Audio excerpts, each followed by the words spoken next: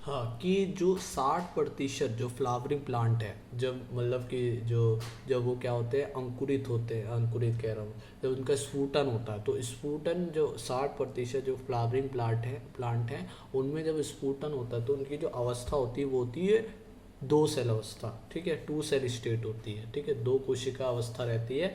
और जो बाकी जो 40% जो फ्लावरिंग प्लांट हैं उनमें जब स्फुटन वगैरह होता है तो इनकी जो अवस्था हम देखते हैं तो उस वो रहती है थ्री सेल स्टेट, ठीक है, थ्री सेल स्टेट होती है, जो कि आराम से वहाँ जाकर वर्तिका के ऊपर क्या हो जाती है, जो भी इनका रिप्रोडक्शन होता होगा वो हो जाता है।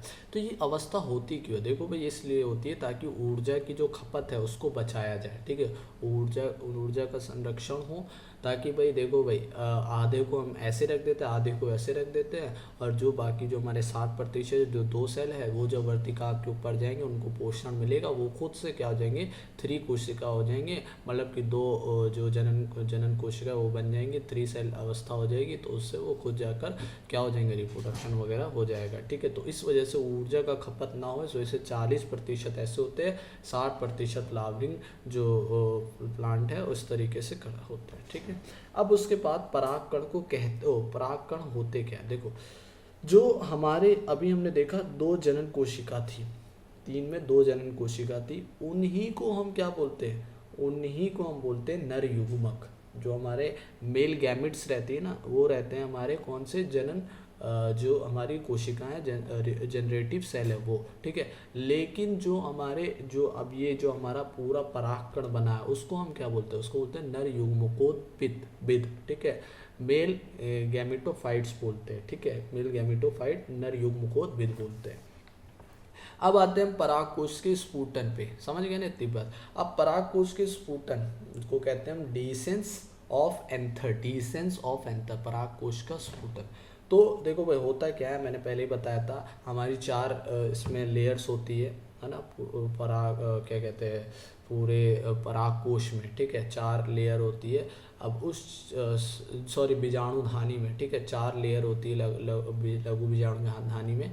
तो उसमें से जो हमारी कौन सी अंतस्थीसियम और जो मिडल लेयर थी मध्य स्तर, इन दोनों ये दोनों उत्तरदायी होती है किसके लिए, स्फुटन के लिए। तो इन दोनों में क्या होता है, अलग होती है, ये दोनों अलग होती है, अलग होगी, खिंचाव होगा, दरारें बनेंगी अंदर बाहर की तरफ, तो दरारों के कारण क्या होता है, स्फुटन होता है, फट जाती हैं ये, ठीक है। अब फटेंगी तो अंदर क्या है हमारे, अभी हमारे बन गए लघु बीजाणु, क्या बन गए, हाँ, परागकण बन गए, और ये परागकण अंदर ही बन रहे हैं, बाहर नहीं बन रहे, याद रखना, अंदर ही सब कुछ हो रहा है, ठीक है। लघु बीजाणु धानी में लघु बीजाणु जन बने, फिर उसके बाद अब क्या जनन हुआ, लघु बीजाणु बने, फिर उसके बाद क्या बने, परागकण बने। अब यही परागकण बाहर निकलेंगे किसकी, उससे जब स्फुटन होगा, किसकी वजह से, मध्यस्तर और अंतस्थीसियम की वजह से, ठीक है, जिसको हमने क्या बोला है, एंडोथीसियम, ठीक है, या ठीक है, अंदर वाली लेयर, ठीक है।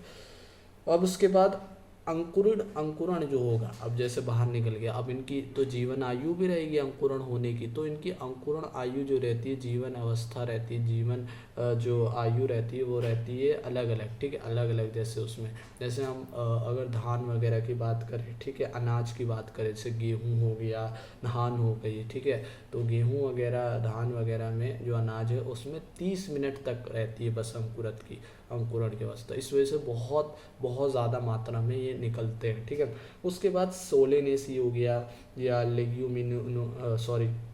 लेग्यूमिनोसी हो गया है, या रोजेसी हो गया, ये सब जो भी है, ठीक है, इन सब फ्लावरिंग प्लांट में जो इनकी आयु रहती है वो कई दिनों तक की रहती है, ठीक है, कई दिनों तक ये अंकुरित क्षमता रहती है अंकुरण होने की, ठीक है। अब उसके बाद जैसे इनकी इतनी इतनी कम आयु है, इनको अगर हम संरक्षण करना चाहे तो हाँ हो सकता है।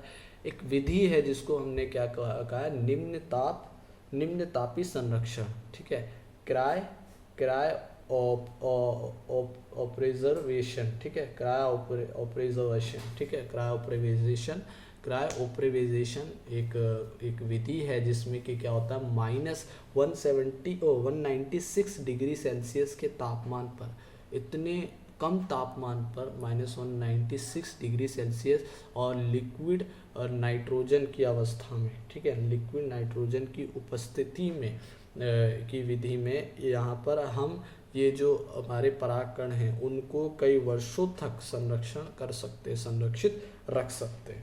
ठीक है, तो ये हमारा क्या था, क्रायो प्रिजर्वेशन। ठीक है, क्रायो प्रिजर्वेशन क्या है, क्रायो प्रिजर्वेशन, निम्न तापीय संरक्षण, क्रायो प्रिजर्वेशन। ठीक है, अब हम देखेंगे परागकण से रोग और उसके क्या देखेंगे भाई, ज़रूरत जो फ़ायदे हैं वो देखेंगे। ठीक है, तो रोग क्या है, देखो भाई, सबसे पहले एक परागकण होते हैं जिनका नाम है गाजर घास। ठीक है, गाजर घास पार्थेनियम। ठीक है, गाजर घास पार्थेनियम। तो पार्थेनियम एक क्या है, पोलन ग्रेन है, परागकण है, जिससे रोग होता है ब्रोंकिटिस, जिसे हम कहते हैं श्वसनी शोथ। ठीक है, ये रोग होता है। और भी बहुत सारे रोग है, जैसे कि इनसे जब हमारे नाक में जाएंगे, मतलब फेफड़ों से संबंधित रोग हो सकते हैं। ठीक है, जैसे श्वसनीय शोथ हो गया है ना, या हमें क्या हो सकता है, अस्थमा हो सकता है। ठीक है, अस्थमा हो गया, और भी श्वसनीय रोग हो सकते हैं। ठीक है, अस्थमा वगैरह हो गया, तो ये सब हमारे ब्रोंकियोटिस, अस्थमा, ये सब हो सकते हैं। अब इनके फ़ायदे भी, फ़ायदे तो बहुत है भाई, फल निकलना है ना, ये सब हो रहा है। और क्या नाम है, ये सब फल फूल निकलना है। ठीक है, पेड़ वेड़ बनना है।